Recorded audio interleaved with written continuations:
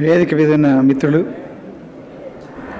అనేక ప్రాంతాల నుంచి విచ్చేసినటువంటి అభిమానులు, ప్రజా సమీకవాదులు, పౌరకుల సంఘాల వాళ్ళు, కళాకారులు అందరికీ జై భీములు, లాల్ సలాములు. గద్దర్ గురించి చెప్పడానికి చాలా ఉన్నాయి. నిన్న మొన్న వ్యాసాలు రాసినాను, ఇవాళ కూడా సాక్షిలో వ్యాసం రాసినాను. ఆయన జీవితమే ఒక సందేశం. ఎక్కడో కళాకారుడిగా ప్రారంభమై ఉద్యమకారుడిగా, ఆ తర్వాత ప్రజల సమస్యలు పట్టించుకొని వాళ్ళ వెంట నడుస్తూ వాళ్ళ జీవితాలను అర్థం చేసుకొని పాటల్లోకి మార్చి వాళ్ళ చైతన్య స్థాయి నుంచి తన చైతన్యం వాళ్ళకి అందించే స్థాయికి అన్ని రంగాల్లోకి వెళ్ళినాడు. అది ఏ పార్టీ చరిత్రలు కానీ, ఏ ఉద్యమ చరిత్రలు కానీ, ఏ ఒక్క దాంట్లో కానీ ఇమిడే అవకాశం లేదు.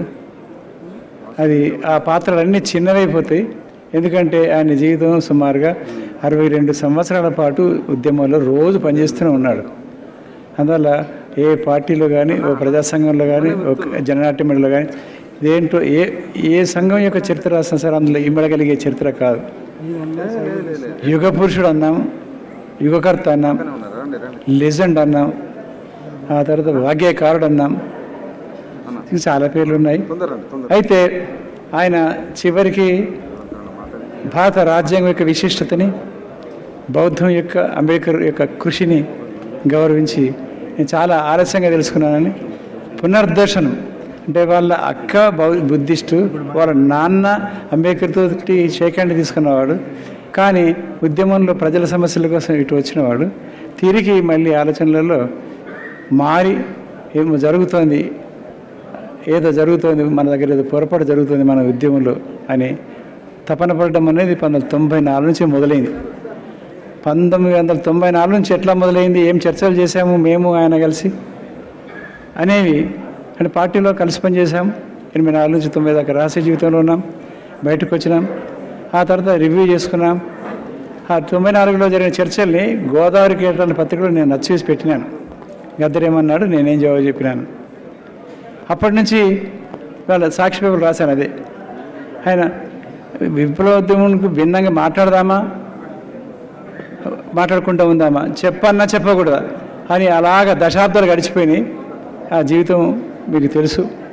ఏమైనప్పటికీ చిట్ట చివరికి కళింగ యుద్ధం చేసినటువంటి అశోకుడు బౌద్ధాన్ని తీసుకున్నాడు. సాయుధ పోరాటంలో ముందుకు వచ్చినటువంటి గద్దర్ కూడా శాంతియుత పరివర్తన తీసుకుంటున్నాడు. అది రాజ్యాంగం ద్వారా తీసుకోవాలనుకుంటున్నాడు. 1 మ్యాన్ 1 వాల్యూ 1 ఓటుకు సంబంధించింది. ఆ తర్వాత అందరూ అన్ని విషయాలు చెప్తారు, కానీ గద్దర్కు సంబంధించి ఇటీవల ఒక స్కిల్ యూనివర్సిటీ అని పెట్టుతున్నారు.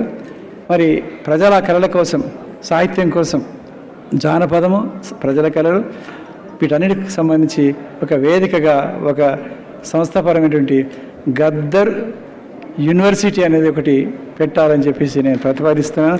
అందరూ చప్పట్ల ద్వారా ఆమోదించాల్సిన కోరుతున్నాను. త్వరలో ఒక 5-6 యూనివర్సిటీలని మళ్ళీ ప్రభుత్వం ప్రారంభించబోతున్నది. ఆ ఒక యూనివర్సిటీని గద్దర్ ప్రజాకళ యూనివర్సిటీ, గద్దర్ పేరుతో ప్రజాకళ యూనివర్సిటీ అని ఒకటి, అలాగే ఇక్కడనే సామాజిక తాత్విక రంగాలు బాగా ఎదుగుతూ వస్తున్నాయి కాబట్టి 4-5 దశాబ్దాల నుంచి, కనుక సామాజిక తాత్విక విశ్వవిద్యాలయం అనేది కూడా ఒకటి ఈ ప్రభుత్వం ద్వారా ఏర్పాటు చేయాలని చెప్పి కోరుతున్నాను. ఈ 2 ప్రతిపాదనని ఒక్కసారి చప్పట్ల ద్వారా ఆమోదిస్తే అది ప్రభుత్వం ఆమోదిస్తుంది, త్వరలో అవి ఏర్పడతాయి. దానికి స్థలాలు కూడా ఉన్నాయి. అందువల్ల గద్దర్ యూనివర్సిటీ, సామాజిక తాత్విక విశ్వవిద్యాలయం రెండింటినీ ఇక్కడ ఉన్నటువంటి ప్రజలకి నిజమైనటువంటి చైతన్యం అందించడానికి, విభిన్నమైనటువంటి భావజాలాలు, సంస్కృతులు అన్నీ తెలుసుకోవడానికి అది ఉపయోగపడుతుంది. ఆవేశంతో కాకుండా ఆలోచనాత్మకంగా ప్రజలు ముందుకు సాగడానికి ఈ యూనివర్సిటీలు ఉపయోగపడతాయని చెప్పి భావిస్తూ ఈ గద్దర్ ప్రథమ వర్ధంతి సందర్భంగా జైలు జోహార్లు అర్పిస్తూ జై తెలంగాణ.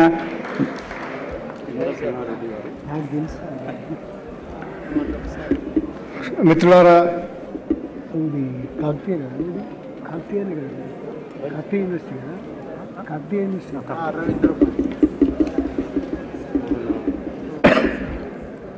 కాకతీయ యూనివర్సిటీ ప్రొఫెసర్ ఇంద్రసేనారెడ్డి గారు గద్దర్ పాటలే